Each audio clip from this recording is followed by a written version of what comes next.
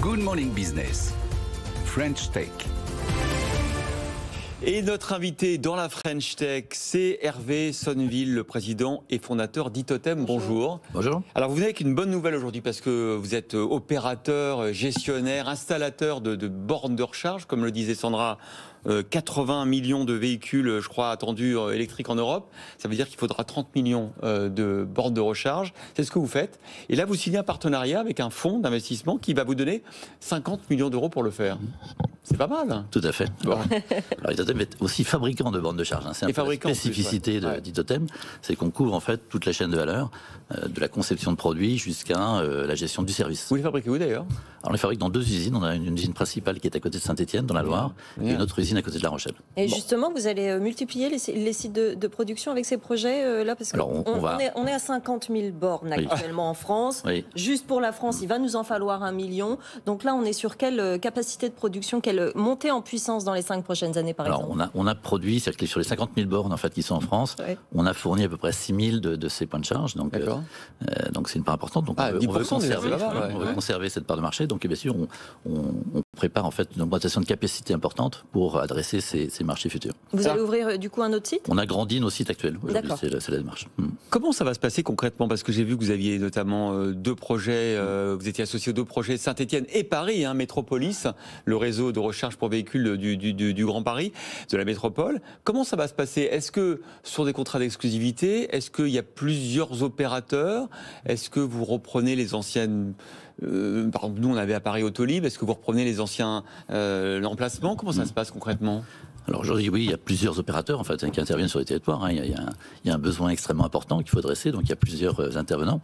Et le projet Métropolis, effectivement, pour partie, reprend les emplacements existants, en fait, anciennement Autolib. On a d'ailleurs conçu un produit spécifiquement pour pouvoir en fait, plus facilement déployer en lieu et place de ces bornes. Mais par exemple, sur un projet comme Métropolis, vous ne serez pas le seul opérateur, c'est ça, le Métropolis? Alors Métropolis est un opérateur qui évidemment maîtrise en fait l'ensemble de ces points de charge qu'elle déploie, mais effectivement d'autres opérateurs déploient par ailleurs.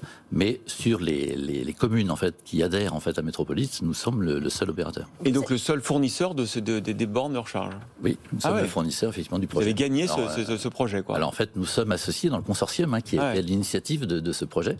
Itotem a construit en fait d'ailleurs dans ce projet l'ensemble de l'offre produits et services. D'accord. Donc on fournit la solution qui a été conçue spécifiquement. C'est un nouveau métier là qu'on découvre, ce métier de constructeur et d'opérateur de ces bornes dont on va se servir tous dans quelques années. Mais justement, vous avez été visionnaire, vous avez commencé il y a 10 ans à vous intéresser à ce sujet. Quel besoin vous avez aujourd'hui pour complètement être opérationnel Alors, aujourd'hui, on couvre en fait un ensemble de métiers, je vous disais tout à l'heure, c'est à la fois le produit et le service. On a besoin aujourd'hui pour accélérer, parce qu'il y a besoin d'accélérer finalement, et 50 000 points de charge aujourd'hui, c'est peu. Ouais. Et pour accélérer, une des difficultés, c'est de monter des projets rapidement et les déployer rapidement. Et pour ça, monter des projets, le financement est un des points clés. Et donc aujourd'hui, cet accord avec Conquest nous permet effectivement, pour notre plateforme d'investissement et de financement de projets, nous permet d'avoir en fait une enveloppe de 50 millions qui va nous permettre d'accélérer en fait la création de projets. Est-ce que c'est un métier qui est très gourmand justement en investissement et en capital, parce qu'il faut fabriquer les machines, les implanter, les installer sur les territoires, et ensuite j'imagine que se dérembourser qu'avec les revenus comme opérateur. Donc est-ce que c'est gourmand? Alors c'est gourmand effectivement, et ce sont des investissements à long terme, parce qu'effectivement aujourd'hui on déploie des équipements qui sont coûteux à produire et à installer, et on prévoit effectivement, c'est pour ça qu'on est sur des investissements de long terme, sur 10 à 15 ans, sur lesquels on attend un retour avec une augmentation du trafic. C'est-à-dire qu'aujourd'hui, effectivement, le trafic n'est pas suffisant pour rentabiliser toutes les bornes de charge, et donc l'augmentation du trafic, l'arrivée des véhicules permet de construire un modèle économique à terme viable sur l'exploitation des bornes. Est-ce qu'il y a des ressources humaines nécessaires aujourd'hui pour justement aller vers ces métiers nouveaux, vers cette construction, pour développer les talents dans ce domaine? Alors il y a plein de métiers évidemment, et c'est un peu la spécificité du modèle de Itotem, c'est qu'on a choisi d'intégrer tous les métiers pour couvrir toute la chaîne de valeur, à la fois pour être plus agile, puisqu'on maîtrise en fait du produit au service, mais également pour pouvoir être plus fiable.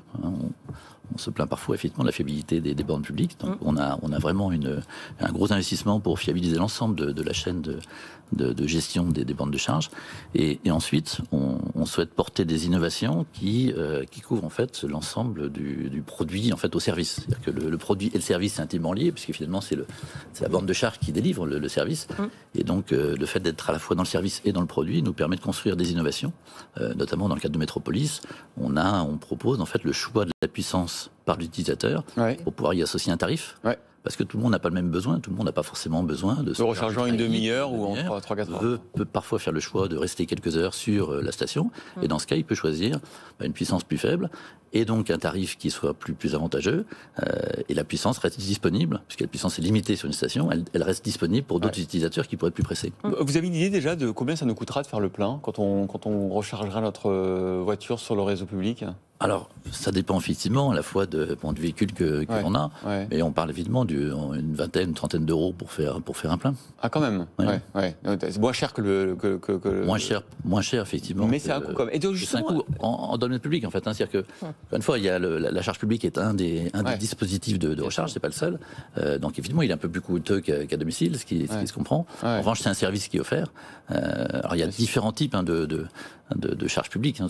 Il y a déjà effectivement la charge en stationnement. C'est vrai qu'on parle souvent de la charge très rapide, mais il faut commencer par charger les voitures quand elles sont en stationnement et qu'on n'en a pas besoin. C'est comme la première charge qui peut assurer. Elle est moins coûteuse parce que les équipements sont plus simples. Donc ça, c'est la première charge. Aussi nos comportements. Bien sûr, c'est l'usage qui doit effectivement l'usage du véhicule électrique qui impose effectivement un changement dans l'approche du véhicule. Merci beaucoup d'avoir été avec nous pour ce nouveau métier. Hervé Sonneville, président et fondateur d'Itotem.